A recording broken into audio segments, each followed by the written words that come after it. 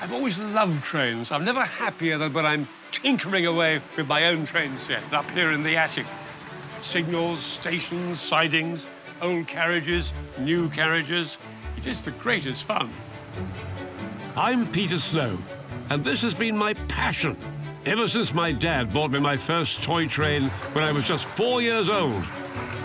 I enjoy mixing different carriages from different eras, making my own unique train.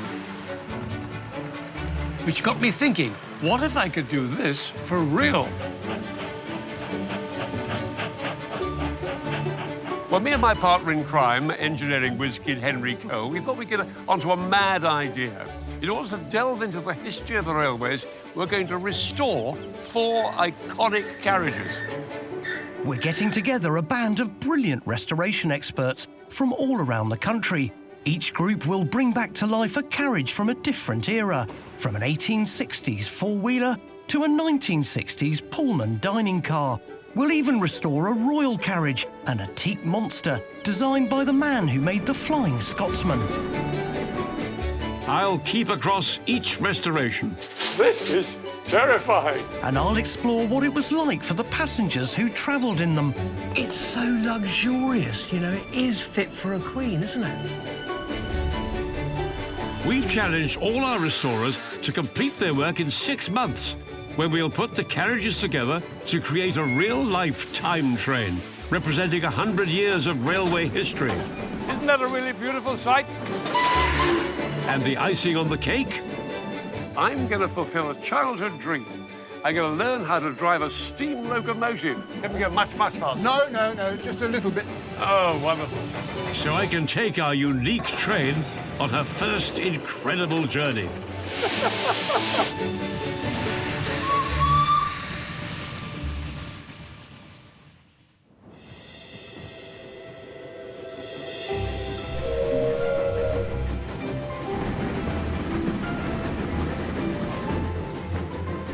This is the beautiful Llangollen Railway in North Wales.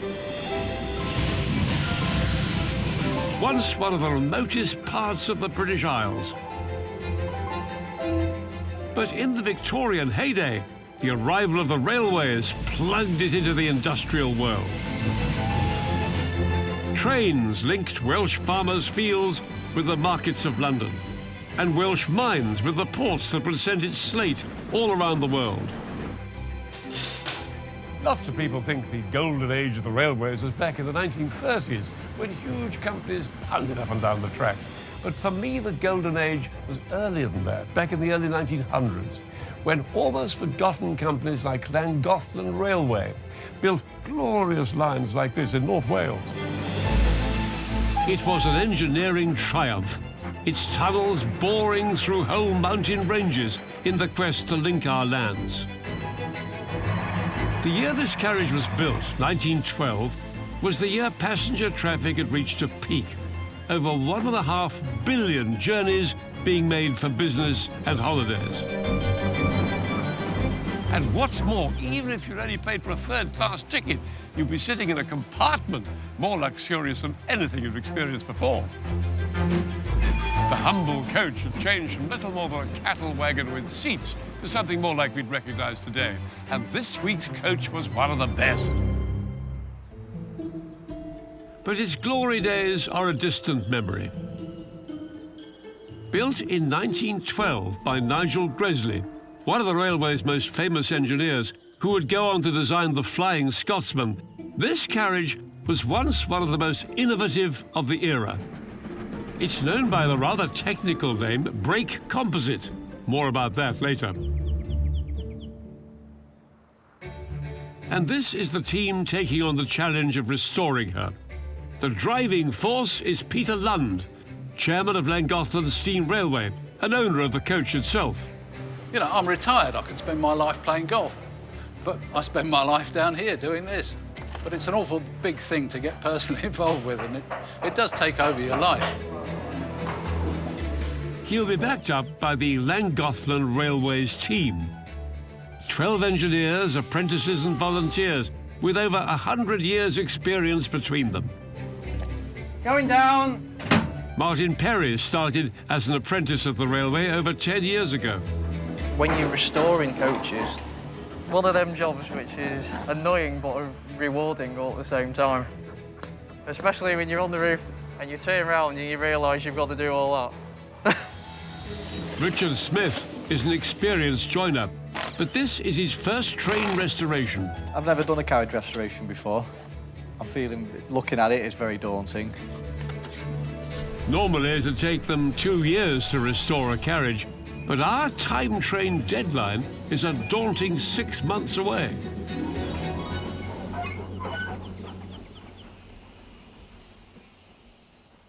Hello, Peter. Good morning, Peter. Welcome to Llangollen. So this is it? This is it. This is the 1912 Great Northern Brake Composite Carriage. Where on earth did you find it? Well, came from the Severn Valley Railway. They said, if you want it, give us £10 and take it away. 10 quid for Which this? we did. I mean, you know, it doesn't look great, but it just... No, it certainly doesn't look great. God, blimey. Right, well, let's go inside and have a look. Fine. Very exciting. Wow, it's quite a big area, isn't it? This was what was originally the first-class compartments. Oh, yes. What are you going to do with it now? We're going to have it as an open saloon area. There'll be loose tables and chairs and a very plush carpet. Loose tables and chairs? Yes. So rather plush? Yes. Luxury We've apartment? still got to try and maintain the first-class bit.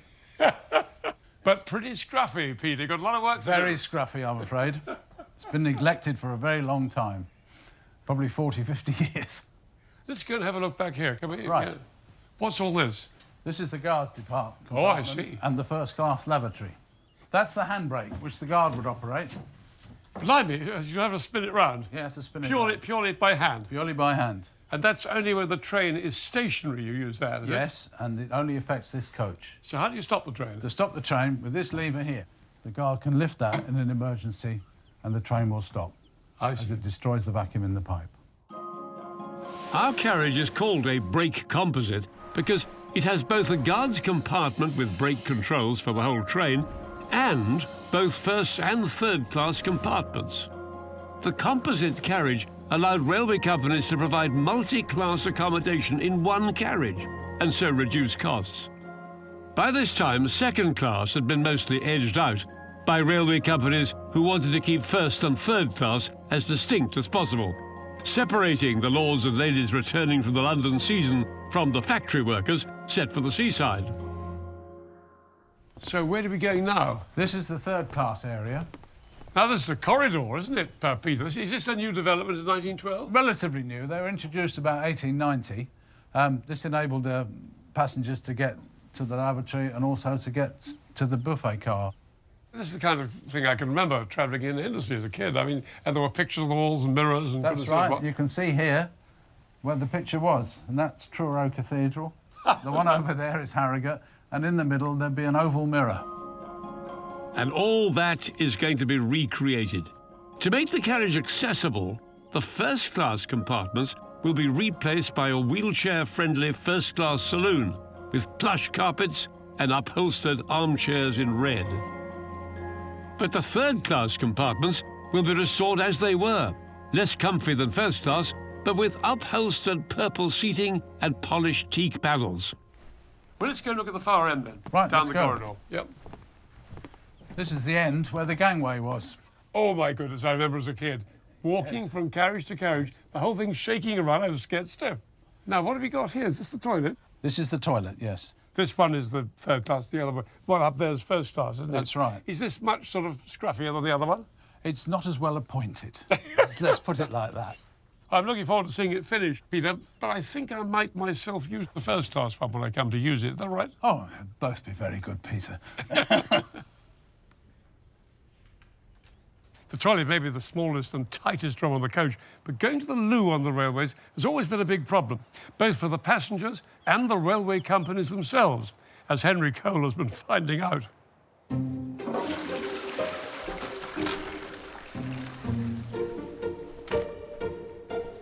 Now, in Victorian times, spending a penny was costing the rail companies a pretty penny. Originally, there were no toilets on board the carriages. Everyone was crammed into these compartments with no ability to move around the train.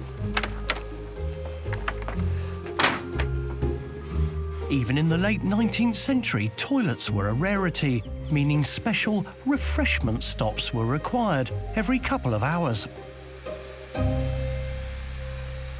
Can you imagine 300 people getting off the train to use half a dozen loos within 10 minutes? But where there's a will, there's a way. Now, the Times was filled with classified adverts for very strange things. Like, for instance, Walter's celebrated railway convenience. Now, that, I think, was a balloon that you strapped to your leg so you could relieve yourself discreetly. For the people who didn't want to be discreet, however, you could stand up, open the window and, well, you get the idea. But women had a different solution. They would carry a hat box. But there wasn't a hat in it, oh no. There was something much more flowery. And that was a chamber pot. Today you can thank this chap for the fact that you can pop to the loo at 90 miles an hour. His name was Edmund Helsinger von Weldegg, and he was the saviour of anyone who got caught short on the lines. Because it was him who came up with the corridor coach, this neat little passage that ran alongside the compartments to allow the passengers to go to the loo at the end. This simple idea sped up the entire railway system, as trains no longer had to stop for those so-called refreshments. There is one downside to this new convenience. Even today, some coaches still flush directly onto the track. Ugh.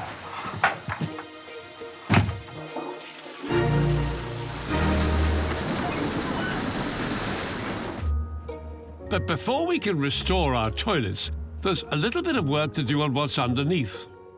Our Grizzly runs on bogies, its 8 wheels attached to frames, which are then attached to the coach body by a single pivot called the central casting. It's been at least half a century since anyone has checked them out. And there's 20 tons of coach sitting on them. So the first task we have is to jack up the coach on this massive jack here and see what these bogies are looking like. Carriage fitter Martin Perry is here to show me how to do it. Is he going to wreck the whole system? It could do. Oh my God, stand by, here we go. Here we go. Hold your hats, everybody. If you keep your foot fresh, we'll go all the way up, yeah. We've got the lads on the outside keeping an eye on the jacks and making sure everything's safe. And it's all holding together. Yes. Okay, let's go and look at it, shall we? Yep.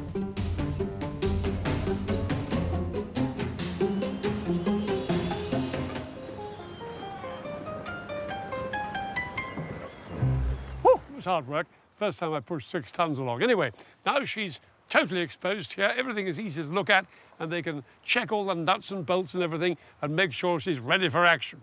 Fingers crossed. While the bogies are being checked, the team get on with stripping out rotten wood and sanding down the panels.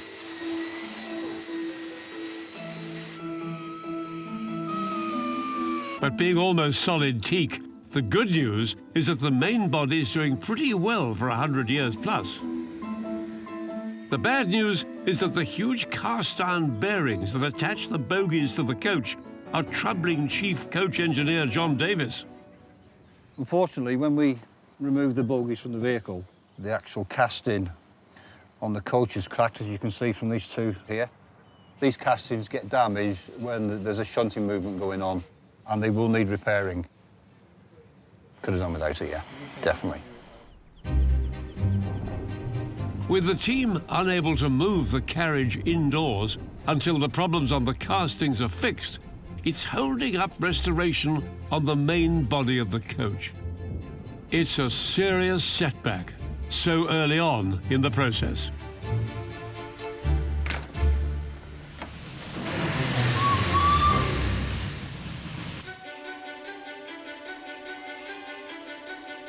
I'm in Llangollen, Wales.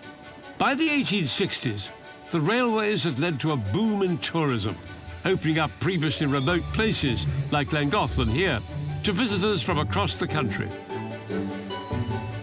Today, Llangollen continues to draw thousands of tourists, no longer as part of the UK rail network, but as a heritage line, manned by an army of engineers and volunteers.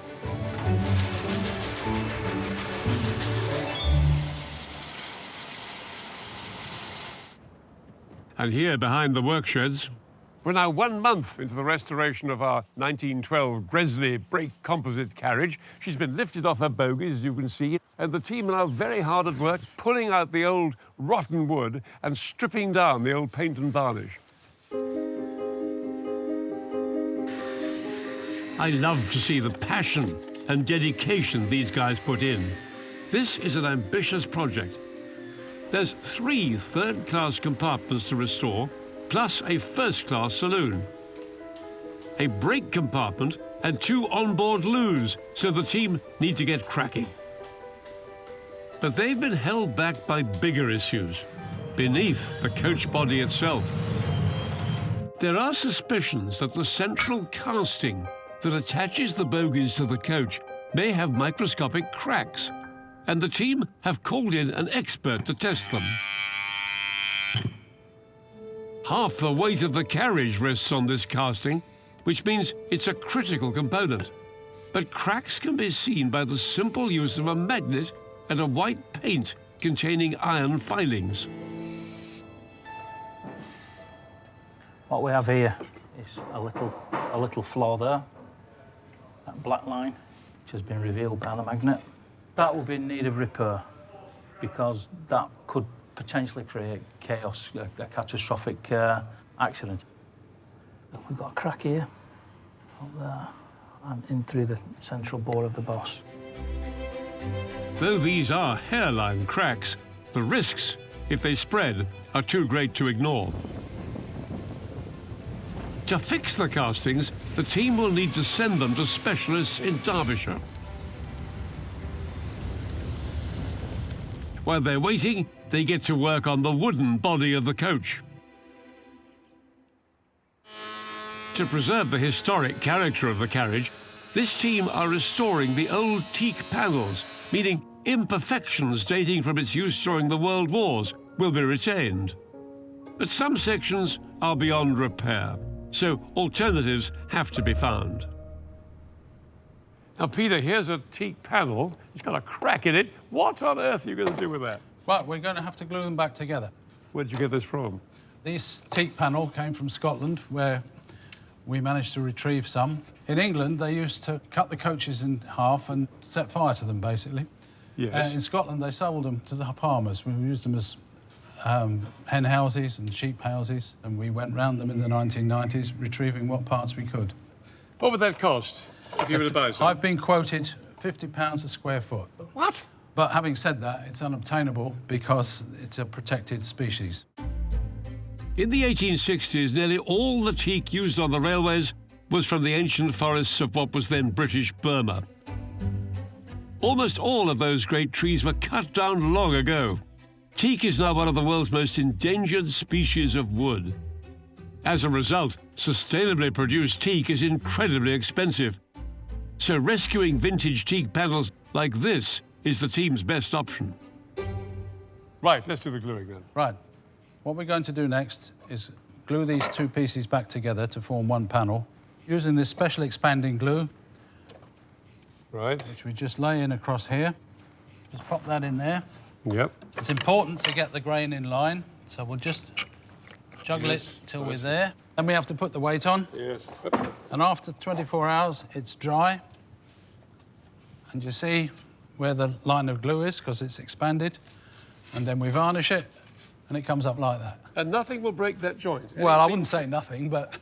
OK, well done. Excellent. It's as strong as it was originally. Extraordinary.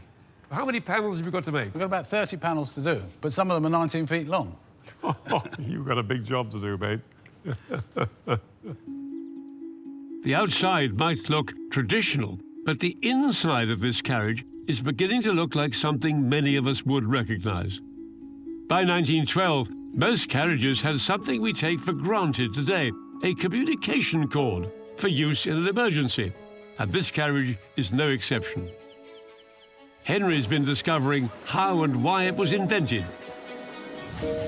In the 19th century, passengers began to clamour for a way to communicate with the driver after a grisly murder of a passenger in first class.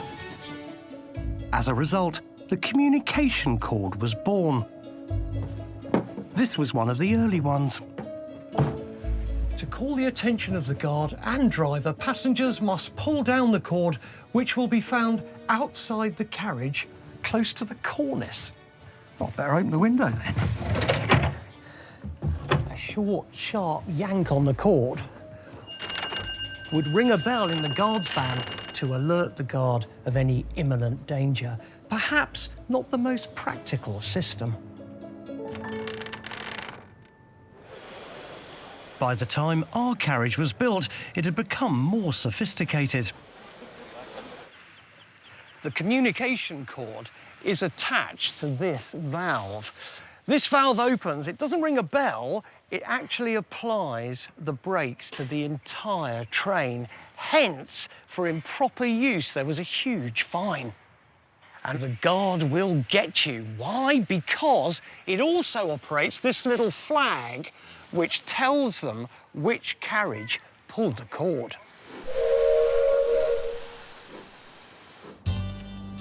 Back at the shed, there's good news. The repaired castings have been returned. What we got here is our centre casting, which is come back from the welders, and it's been machined, so it's fit, ready for popping underneath our coach. With having the castings being sent off, we've actually lost time with the coach being outside. It's a big relief to see these back.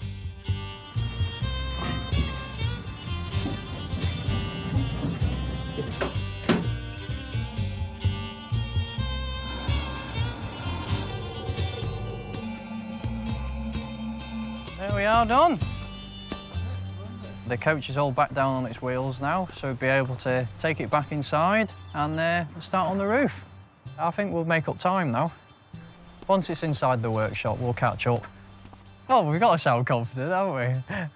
Yeah, we'll get it done.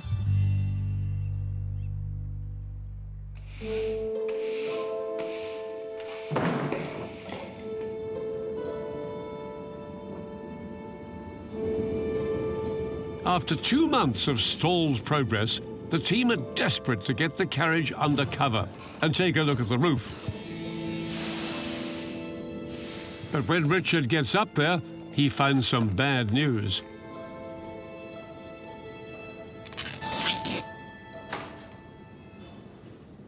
What I've discovered as I've taken the canvas off the roof, some of the boards here that have lower down on the roof has got saturated with water, and over time it's just completely broken down the timber, and so I can stick my fingers straight into it and it's just all crumbling. So that'll all need to be replaced eventually.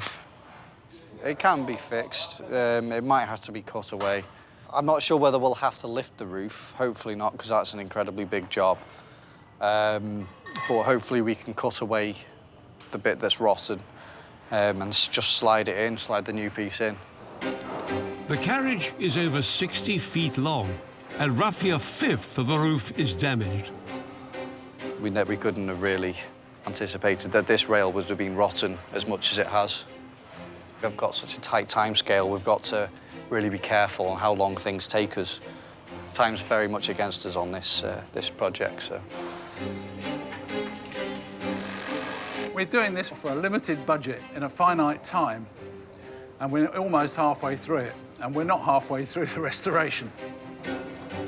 So there's going to be a lot of midnight oil burnt before this coach is finished.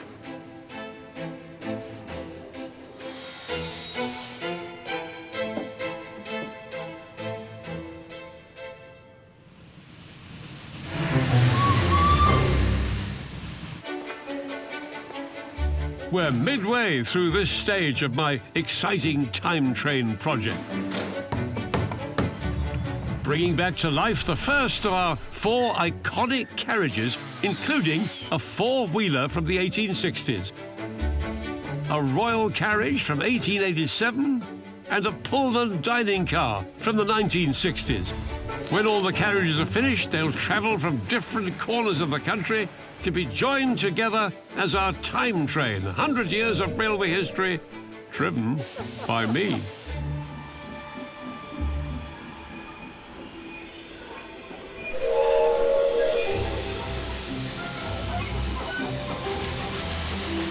This first restoration is a teak beauty, designed in 1912 by Nigel Gresley, one of the greatest railway engineers, who went on to design the most famous steam locomotive in the world, the Flying Scotsman. But this restoration has been beset by problem after problem.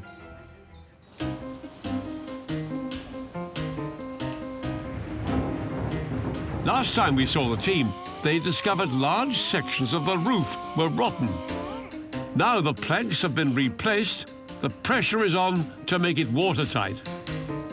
Today is a big day. We've started canvassing the roof, which is putting down the bedding compound and then pulling the canvas along the top and to try and straighten out all the creases. Come on, out you come. This has got to be one of the worst jobs you can do on the roof. So this is like a sealer. If you don't get this right, water will get into the roof, which will ruin all the work. The roof needs to be done as quickly as possible before the compound dries off. And it is a 2 or 3 man job. Seems a lot of hard work just to be covered up again, but it all needed to be done. Not the nicest smell in the world. You'll be dreaming of yellow ochre in your sleep tonight. Better not go too far that way and then we fell off the roof again.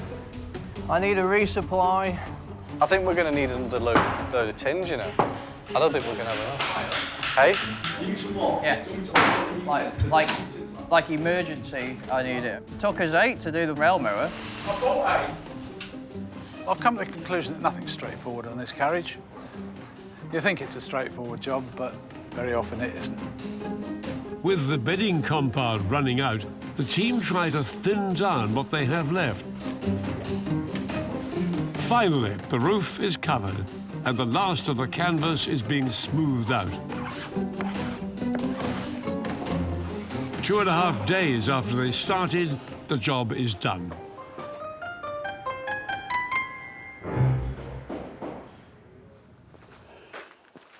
It's 4 months into our 6-month schedule. I want to see if the coach is going to make it onto the tracks, ready for our time train. Oh, is she coming on, Peter? Yes, we've had quite a bit done since you last were here. And the corridor connections are on, the roof's on. Now, how would you describe the problems you've had in the last few weeks? Gargantuan. There's no other description for it. Everything that could go wrong with this coach has gone wrong with it. We had the first problems with the bogie castings, which we found were cracked, which we didn't expect. There was far more rotten wood on the roof than we ever anticipated. Do you ever ask yourself why you bother to do this? I do every day. Well, why do you bother? Well, the heritage of this carriage is astounding. You know, it's 105 years old. It's taken people to 2 world wars. It's taken people to holidays all over the country. Amazing. You're bringing tears to my eyes. I am. Anyway, are you going to finish it, Peter? We are going to finish it. We undoubtedly have to finish it. We're working so. 7 days a week. It's going to be 15 hours a day, I should think. But I've got quite a good team, so we're going to crack on with it. You certainly have a good team. It will be a magnificent achievement when it's done. Let's have a look inside. Okay.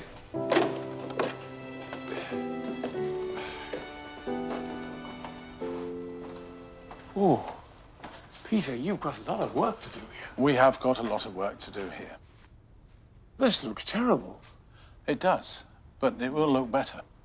We've got to finish off the ceilings. The wiring needs to be done down the centre. There's seats to go in here and panelling to go up there. There's the glazing to do. We're not that far away, really. I know it looks a mess. This is a first-class saloon. It's going to be open with lots of easy chairs. Lots of easy chairs, occasional table to put your drinks on. Oh, it'd be lovely. Now, Peter, please tell me the third class is not as bad as this. Peter, it's nothing like as bad as this. Why don't you come and have a look? Here we are. This is compartment 3. Yes. It's almost done, as you can see. The seats are there. Almost done sounds to me a slight exaggeration, if I may say so. Look at the roof. Oh, the ceiling won't take 5 minutes. What? Come on. Ceilings are fairly simple to whack up. I wish you luck, that's all I can say. Thank you. One reason the interior is taking so long is because this carriage was fitted with electric lights, which was still a novelty in 1912. And Henry has been exploring why it took so long for the humble light bulb to make it onto the main line.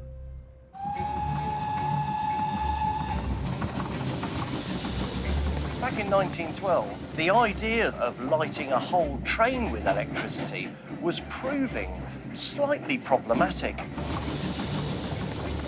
If you were reading a book like this on the railway, it was either by gaslight or this newfangled electric torch.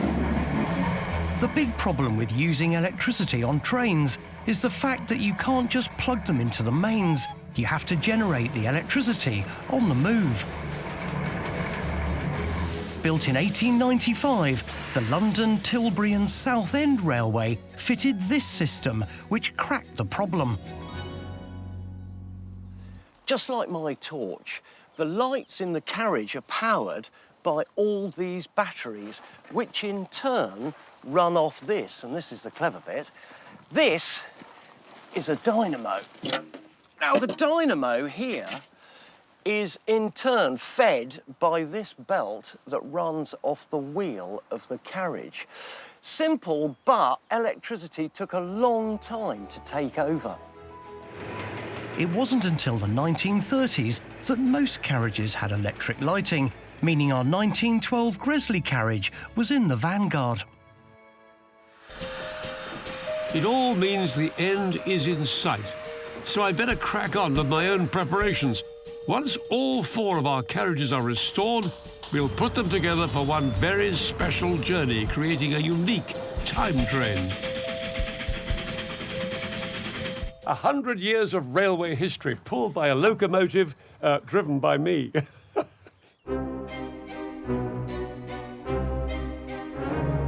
Being a loco driver was a highly prized position in the 19th century. The training took decades. Boys would start at around 14 years old. The first job was just cleaning the locomotives. Reminds me of my days in the army. It was the cleaner's job to get locomotives ready for service each morning, but the firelighters would build and light the fire itself to get her warmed up and in steam. Little and often is the approach. Malcolm is my instructor, making sure I do everything in exactly the right way. So what we're doing now is we're just laying a thin layer of coal in. Yep. Then we're going to put some wood in, set light to the wood, and that burning wood will eventually set light to the coal. Here we go. Right up the front of the firebox. There she goes. Now comes the exciting bit. I light up the cloth covered in paraffin. That is going to light the fire inside the firebox. Here we go. There she goes. Yes. Beautiful flame. Here she goes. Yes.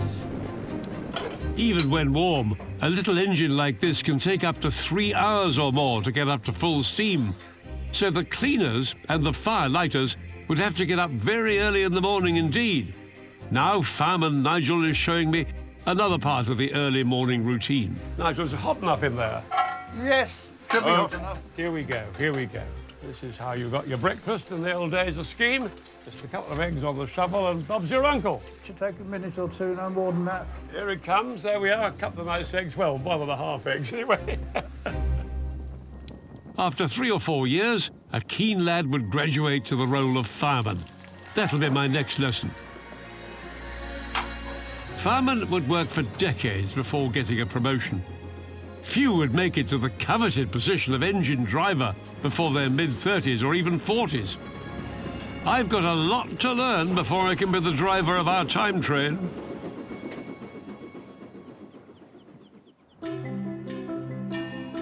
Back at Llangollen, the team are turning their attention to the finer details. But the to-do list reveals there's still some way to go on the interior. And fitting the furniture is throwing up its own set of challenges. There we are. That's for when the train goes around the corner. Yeah, it's, you know, HS2 and all that. You know, what we do.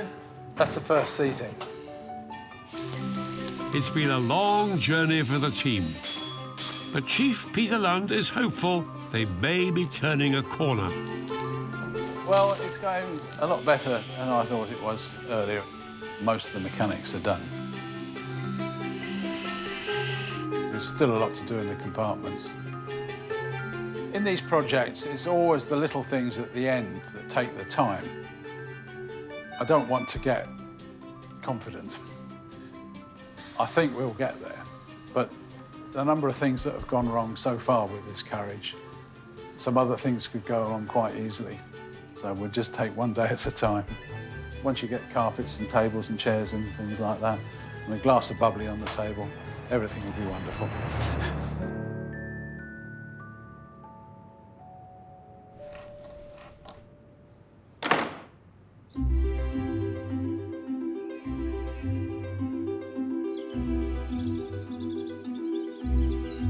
The final day has arrived. 6 months ago, this coach was little more than a skip on wheels.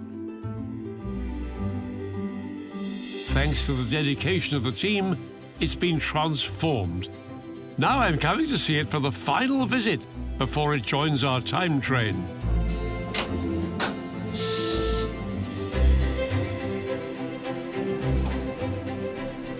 Hi, Peter. Morning, Peter. Your big moment has come. The moment has arrived. Are you all ready? We are all ready for you. Is the coach all ready? That's what Coach matters. is ready. I hope so. It's going to be a very exciting moment. I can't wait. I'm just going to couple up now, and then we'll draw it out, and you'll be able to see her in all its glory. You were very doubtful last time I saw you. I was extremely doubtful, quite frankly, and I should be surprised if she's really finished. I'm going to be surprised, am I? You are going to be surprised, I promise. All right, OK. In the past 6 months, this carriage has had its castings repaired, 30 teak panels restored, the roof part replaced and recanvassed, and the interior completely refurnished. There we go. Oh, that's useful. That's very lucky.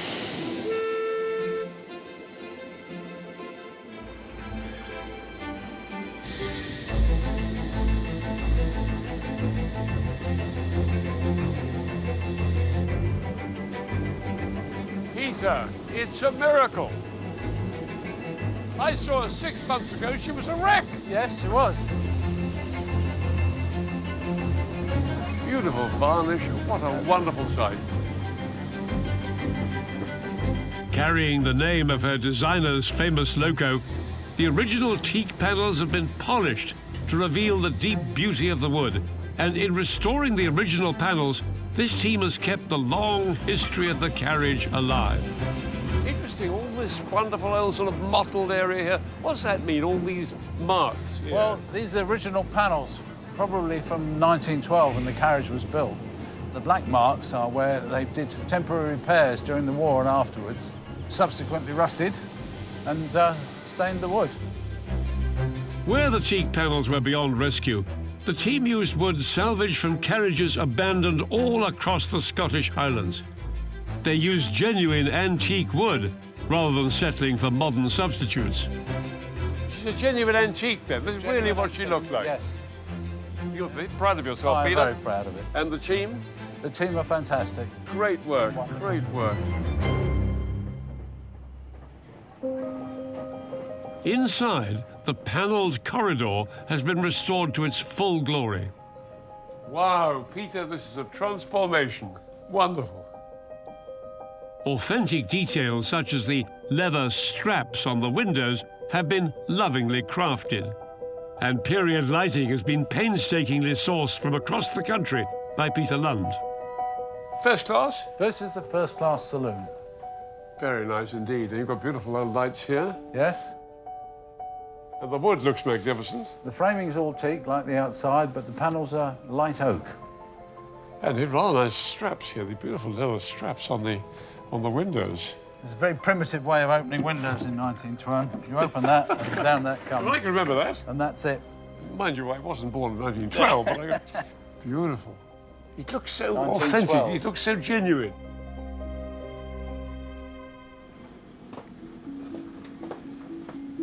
Into the compartment. Oh, my goodness me, Peter, it takes me back to my childhood. All I need now is a Beano comic and a Mars bar or something, and all the pictures and the mirrors. Lovely. Paintings have been meticulously sourced to match the original pictures and set in Victorian frames. This is the architecture compartment. There we've got Runcorn Bridge and the bridge at Conway, Ribblehead Viaduct and St Pancras Station. What a lovely lot of pictures. And there's mirrors, too. Yeah. And the seats beautifully upholstered, even though it's only third class. Nice luggage racks. It's been transformed since I saw it. Would you say you were proud of all this? You Oh, must be. absolutely. I think it's fantastic. I mean, this is what I wanted to do with it for the 20 years. Nice. Very nice. The carriage is taken off to be coupled up to a steam locomotive. And I'm heading to Berwyn Station to meet it and the key members of the team for its first test run. And here she is. Isn't that a really beautiful sight? She looks absolutely gorgeous in the sunlight. Peter, how are you? See ya. Great. Come aboard, come on. My dear Henry, what do you think of her? Mate, she's fantastic. Isn't she beautiful? And it's not just me, everyone's Here here. are all the lads. Hello, Martin. Hello, Peter. Hello, Richard.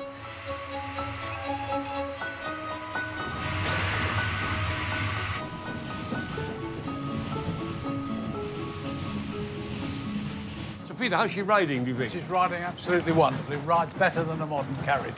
Richard, are you happy with your work? Yes, for the first restoration I've done, it's I'm pretty pleased with how it's First gone. one you've Yeah, done. First Well, you restoration. should be proud of me. What about you, Martin? Extremely proud of it, yeah. Really, from the ground up, really excited about this one. Yeah. It's just beautiful. You know, you're approaching middle age now. That's very kind of you. Wouldn't you be rather retired and playing golf and fooling around like this? Absolutely not. I'd rather be here any day. Look at the scenery behind you. It's a staggering scene, isn't it? Now, how do we know she's not going to sort of... Oh, Hang on, wait a second. Tunnel tip. Actually, I love the lighting in the tunnel. Don't you? Yeah. Beautiful. Perfect ambiance. Yeah, this is a period situation. This lighting is pretty much authentic, as it was. Really? Yeah. So, oh, here we come out Here of we the tunnel go. again. And there's that marvellous view again. It's a sensational railway, it really is. Would you do it again? Yes, yeah, definitely I'll do it again, yeah. It's keeping the history of what British Railways were, and it's something I'm very passionate about. Everybody always says to me how lucky I am to do something that I enjoy doing. And I do count myself very lucky. Good. And your satisfaction sitting here today in this Yeah, carriage? yeah, of course, a great deal of satisfaction. Without you young guys coming through, Exactly, yeah. hey, Yeah. we'd be lost. Younger people like me and Martin, you know, it's down to us to keep this kind of thing alive. When you see, like yourselves, how happy you are with the actual finished product, this is what heritage is all about. It's all about getting something, making it as it was, and showing it off so everyone in the future can actually enjoy it. People have said to Peter that to restore this coach in 6 months is impossible, but you've proved otherwise. We have proved otherwise, but it's with enormous cost, not just in money, in stress. I mean, halfway through, I was thinking, how can I get out of this? But you have to have those moments in restoration. Yeah, you Otherwise, do. you don't get the satisfaction at the end. And you've created something for future generations to enjoy. Exactly. How good does it get?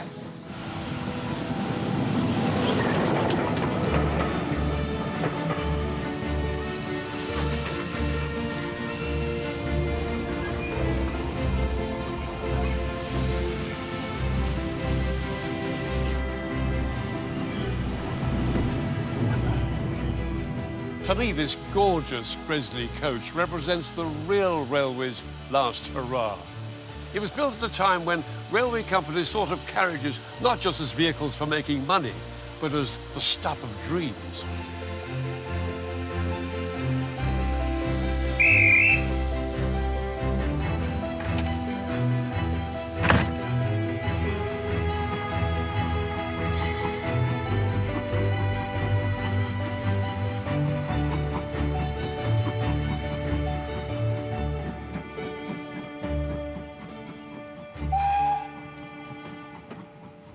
Next time, we're off on holiday, heading to the Isle of Wight to restore this tiny carriage from the 1860s, the very dawn of the railway age. Oh, my goodness, we can't be serious. So, Her restoration involves some beautiful craftsmanship. All the shapes and whatever that were in the original, like sort of glass, we copied over. And you did all these buttons and everything yourself? that's right, yes. And her past tells the story of why passengers first flocked to this island's railways. For seaside holidays and buckets and spades.